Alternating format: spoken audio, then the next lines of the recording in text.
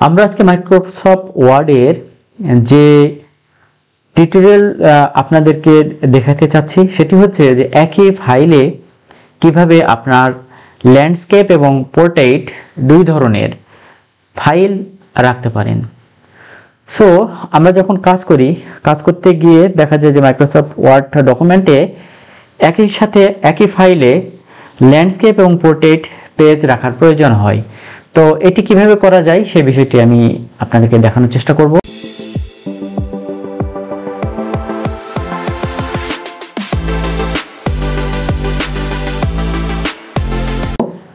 So viewers, আপনি যদি আমাদের এই চ্যানেলে নিউকামার হয়ে থাকেন তাহলে আমাদের এই চ্যানেলটি সাবস্ক্রাইব করে বেল বাটনটি অন করে রাখুন আপডেট টিউটোরিয়াল পাওয়ার জন্য। সো ভিউয়ার্স, চলুন আমরা শুরু করি। আমি একটি দেখুন ফাইল মাইক্রোসফট ওয়ার্ড ফাইল আপনাদের সামনে ওপেন করে রেখেছি। এখানে 6টি পেজ আছে এবং 878টি ওয়ার্ড আছে। এই পেজটিতে আমরা এই ওয়ার্ড যে ফাইল আছে সে ফাইলে আমরা কাজ করব। সো এখন দেখুন এই ফাইলের যে পেজগুলো আছে সবগুলোই পোর্ট্রেইটে আছে। তো এটাতে ধরুন এই ফাইলের এই কাজটি করার পরে সেকেন্ড যে পেজ আছে সেই সেকেন্ড পেজেই এই পেজটি আপনাকে ল্যান্ডস্কেপ করতে হবে। সো এই পেজটি ল্যান্ডস্কেপ করার জন্য আমি যদি ইচ্ছা করি তাহলে আমি একটু দেখে আসি যে আমরা লেআউটে যাই। লেআউট থেকে গিয়ে এই যে ওরিয়েন্টেশন থেকে আমরা যদি চেষ্টা করি যে ল্যান্ডস্কেপ করব সেকেন্ড পেজটি, তাহলে সবগুলো দেখুন ল্যান্ডস্কেপ হয়ে গেল। আবার যদি ওরিয়েন্টেশন থেকে যদি পোর্ট্রেট করি তাহলে সবগুলো পোর্ট্রেট হয়ে গেছে। সো আমরা সেকেন্ড পেজটি করতে চাচ্ছি। তো সেকেন্ড পেজটি যদি করতে চাই তাহলে কার্সরটি ফার্স্ট পেজে রাখলাম। এখান থেকে এই যে পেজ ব্রেক এই অপশন থেকে জাস্ট এই যে নেক্সট পেজে ক্লিক করতে হবে। যে পেজটা আমি করতে চাচ্ছিলাম সেটা অলরেডি হয়ে গেছে। এই যে এই নেক্সট পেজ হয়ে গেছে এবং এই পেজটাতে আমরা কি করব, ওরিয়েন্টেশনে গিয়ে যা ল্যান্ডস্কেপ করে দেব। ওকে, এখন খেয়াল করে দেখুন যে আমরা এই পেজ যে ফার্স্ট যে পেজ আছে সেই পেজটি হচ্ছে পোর্ট্রেইটে আর পরবর্তী যে পেজ আছে এটা হচ্ছে ল্যান্ডস্কেপে। তো এটা কিভাবে করলাম যে এখান থেকে এই জাস্ট এই যে আমি আবারও দেখাই আপনাদেরকে, আমি এটা ব্যাকে দিয়ে দিলাম, দিয়ে আমি আবারও দেখানোর চেষ্টা করছি।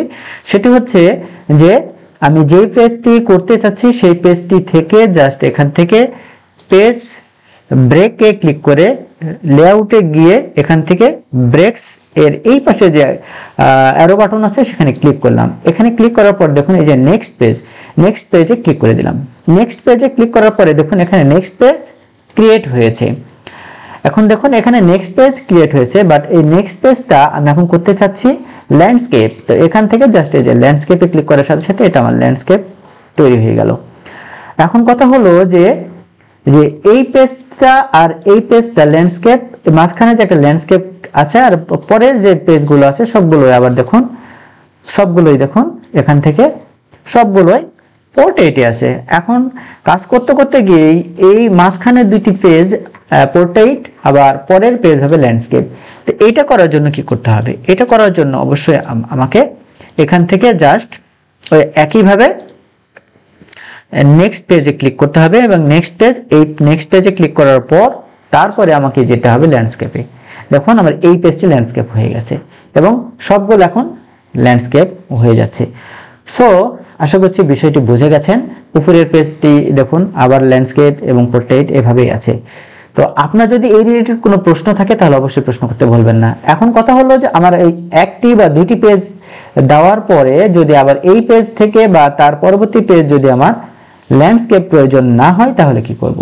তো এখান থেকে জাস্ট আমি যদি এখান থেকে পোর্ট্রেট করে দিই তাহলে কিন্তু সবগুলো পোর্ট্রেট হয়ে যাবে। তাহলে আমাকে কি করতে হবে, পুনরায় এখান থেকে আমাকে নেক্সট পেজ করতে হবে এবং নেক্সট পেজ করার পর এখান থেকে ওরিয়েন্টেশন থেকে পোর্ট্রেট করে দিতে হবে। দেখুন তাহলে যেই পেজটা আমি করতে চেয়েছি সেই পেজটি শুধু হয়েছে। আশা করছি এই রিলেটেড কোনো যদি প্রশ্ন থাকে তাহলে অবশ্যই প্রশ্ন করবেন। এতক্ষণ সাথে থেকে আমাদের এই টিউটোরিয়ালটি দেখার জন্য আপনাকে অসংখ্য ধন্যবাদ জানিয়ে আজকের এই টিউটোরিয়ালটি এখানে শেষ করছি। ভালো থাকবেন সবাই।